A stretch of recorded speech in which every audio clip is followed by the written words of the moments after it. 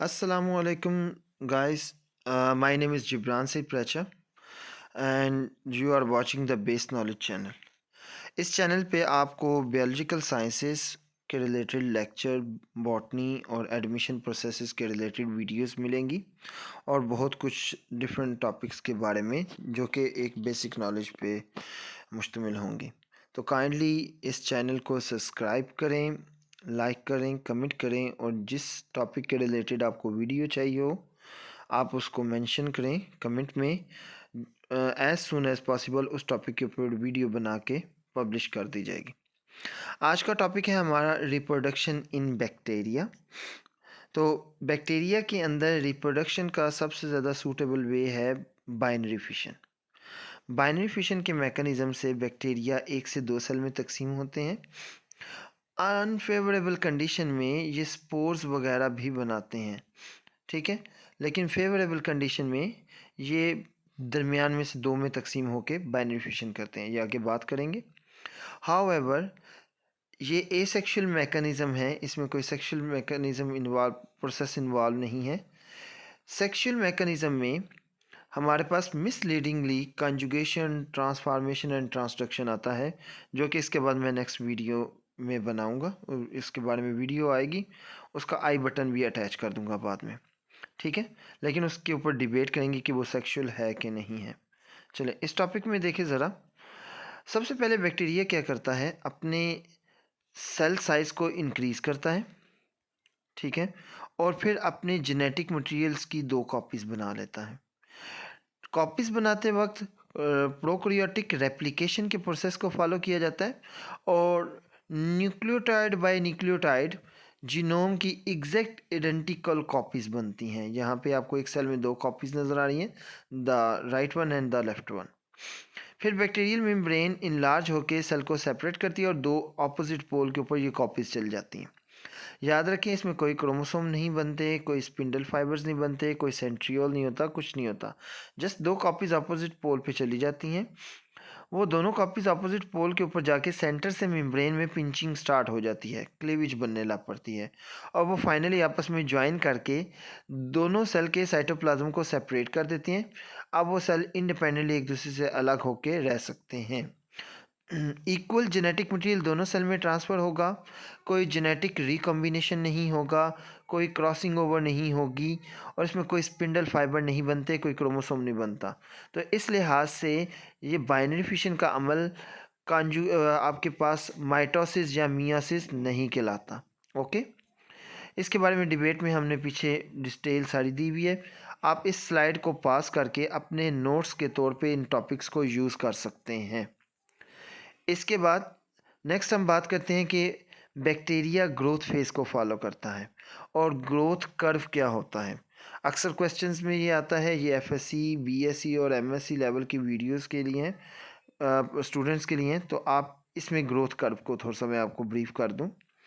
Growth curve basically bacterial population को show करता है कि किसी इन्वायरमेंट में बैक्टीरिया कैसे ग्रोथ को रिप्रेजेंट करेगा। हम इस कर्व के अंदर on Y axis number of cells को ले लेते हैं कि एक कॉलोनी में कितने बैक्टीरियल सेल मौजूद हैं और उसके एक्स एक्सिस पे अगेंस्ट हम टाइम को ले लेते हैं with the passage of time, cell की तादाद में क्या फ़र्क आता है।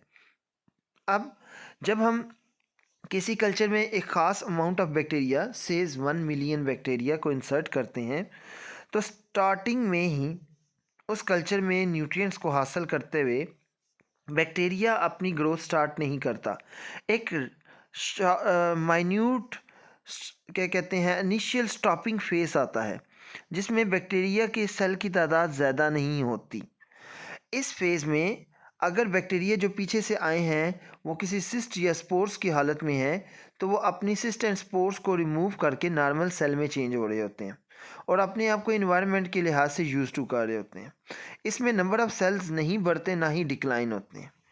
फिर उसके बाद जब वो अपने एक नॉर्मल सेल लेवल ले लेते हैं तो वो न्यूट्रिएंट्स को यूज़ करके एकदम से एक्सप्लोनेशन हाई लेवल की ग्रोथ लेते हैं और number of cell extremely increase होते हैं, ठीक है। डबल ट्रिपल, अगर आपने 1 मिलियन डाले 20 मिनट्स बाद 2 million and then 4 then 8 then 16 32 and 64 and so on. Number multiple बनते जाते हैं 2 का, और एक हद से ज़्यादा ग्रोथ नज़र आती है कल्चर के अंदर, क्योंकि अवेलेबल सूटेबल न्यूट्रिएंट्स हैं, वहाँ पे कोई वेस्टेज नहीं है, टेम्परेचर बहुत ज़्यादा हाई नहीं है, सब कुछ सूटेबल कंडीशन में है।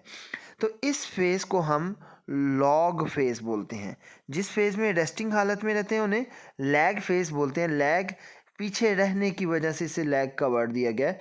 लॉग ये लीड कर रहा है इसलिए, ठीक है।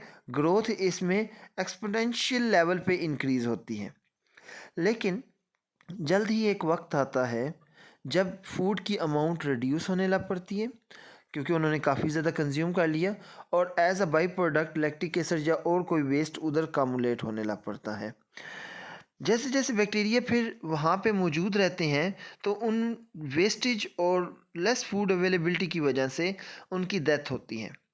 लेकिन फूड इतना भी कम नहीं होता, कुछ बैक्टीरियाज को फूड मिलता है और वो उस फूड को यूज़ करके डिवाइड करते हैं, यानी कि ग्रोथ करते रहते हैं।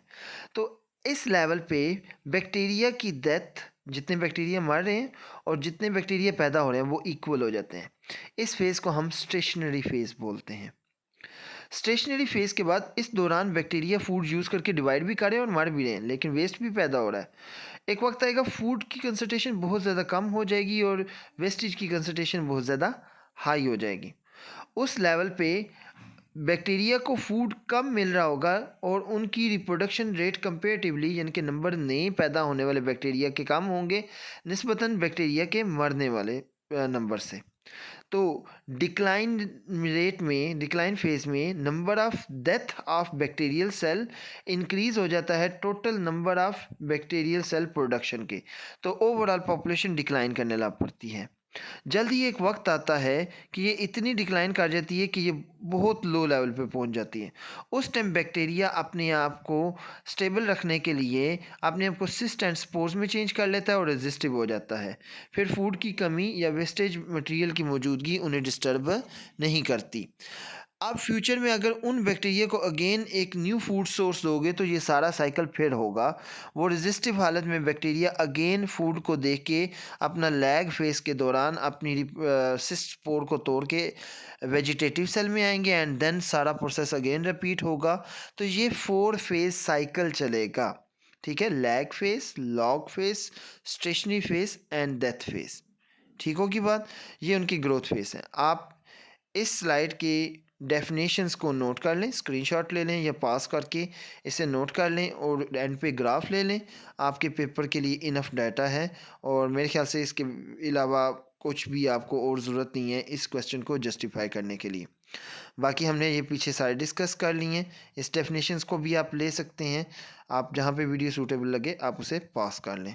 नेक्स्ट टॉपिक में इंशाल्लाह ताला मैं आपको sexual reproduction specific reference of conjugation पढ़ाऊंगा, but it is not a true sexual reproduction. आज के लिए इतना ही। Thank you so much.